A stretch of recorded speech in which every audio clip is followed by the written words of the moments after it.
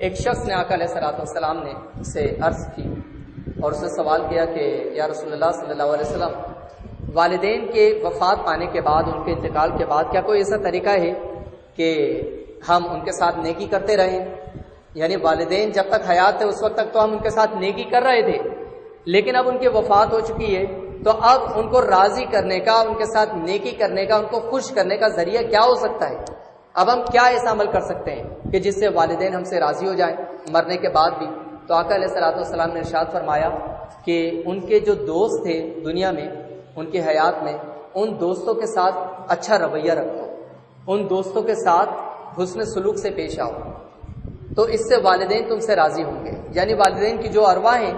ان کی روح ہے، ان کو یہ خبر پہنچتی رہے گی اللہ تعالیٰ کی جانب سے کہ تمہارے جو دوست احباب تھے، تمہارے رشتہ دار تھے، ان رشتہ داروں کے ساتھ، تمہارے دوستوں کے ساتھ جن سے تمہاری محبت قائم تھی، تم ان کے ساتھ بیٹھتے تھے، گپ شپ کرتے تھے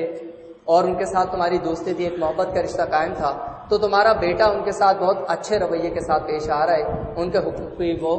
رعایت کرتا ہے اور ان کے تحفے تحائف وغیرہ دیتا رہتا ہے، تو اس سے والدین کی روح خوش ہوگی۔ اور اسی طریقے سے جو صلہ رحمی ہم والدین کے ساتھ کر رہے ہیں ان کو ایصال ثواب کی صورت میں، تو والدین کی روح کو ایصال ثواب پہنچتا رہتا ہے، بروز حشر وہ ہم سے راضی اٹھیں گے۔ اگر کسی وجہ سے ہم ان کے حقوق ادا نہیں کر پائے ہیں، یعنی کوئی ایسی وجہ تھی کہ ہماری توجہ اس طرف نہ رہی ہے، کوئی ایسا شخص تھا کہ اس نے والدین کی زندگی میں ان کے ساتھ اچھا رویہ نہیں رکھا، اب ان کی وفات کے بعد اس کو احساس ہوا، دینی تعلیمات اس کے سامنے آئیں کہ والدین کی اس قدر اہمیت تھی، اور والدین کو ناراض کر کے گویا میں نے جہنم کو دعوت دی ہے اور اللہ کا عتاب اس کا میں مستحق ہو رہا ہوں، تو اب میں کیا کر سکتا ہوں؟ اب وہ شخص یہ کر سکتا ہے کہ اب وہ ان کے لیے ایصال ثواب کا اہتمام کرے، ایصال ثواب کا اہتمام کرے، ان کے جو رشتہ دار وغیرہ ہیں، ان کے دوست احباب ہیں، ان کے ساتھ وہ اچھا رویہ اختیار کرے۔ تو اب یہ آقا علیہ الصلوۃ والسلام نے ارشاد فرمایا ان کے دوست احباب کے ساتھ اچھا رویہ اختیار کرو، اس سے والدین راضی ہوں گے۔ تو اب آپ سوچیں کہ رشتہ دار یہ زیادہ فوقیت رکھتے ہیں دوست احباب پر،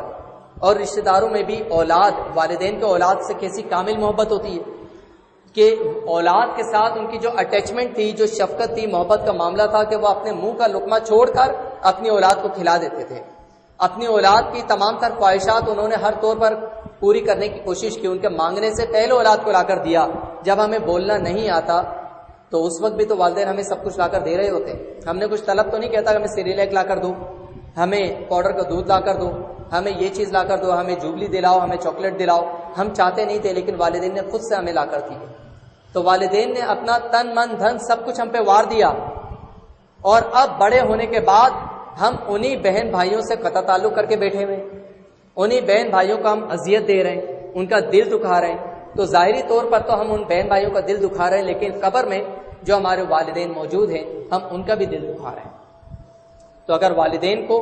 قبر میں ہم راضی کرنا چاہتے ہیں، ان والدین کے ساتھ ہم اچھا رویہ رکھنا چاہتے ہیں، ہم یہ چاہتے ہیں کہ والدین ہم سے راضی ہو جائیں، تو اپنے ان بہن بھائیوں کا خیال کریں، ان کے ساتھ اچھا رویہ اختیار کریں۔ اگر کسی وجہ سے کوئی ایسی بدمزگی ہو گئی ہے کہ جو کہ اگرچہ غلطی انہی کی تھی، لیکن خود آگے بڑھ کر ان کے سامنے ہم پھر دوستی کا ہاتھ بڑھائیں، پھر دوبارہ سے ہم محبت کا ہاتھ بڑھائیں اور ان کے ساتھ اچھے تعلقات استوار کرنے کی ہم اپنے طور پر کوشش کریں، تو اس سے والدین بھی ہم سے راضی ہوں گے اور اللہ تعالیٰ بھی ہم سے راضی ہوگا، اور یہاں پر دنیا میں بھی جو ہمارے بہن بھائی ہیں ان کے ساتھ ہمارا رشتہ اچھا قائم رہے گا، اور آگے کے لیے بھی ہماری جو نسلیں ہیں ان کے درمیان جو باہمی تعلقات ہیں وہ انشاءاللہ تعالیٰ بہتر ہو جائیں گے۔ اللہ تعالیٰ ہم سب کو شریعت پر کامل طور پر عمل کرنے کی توفیق عطا فرمائے، اور آپس کے تمام تر معاملات ہمارے بہتر رکھنے کی توفیق عطا فرمائے۔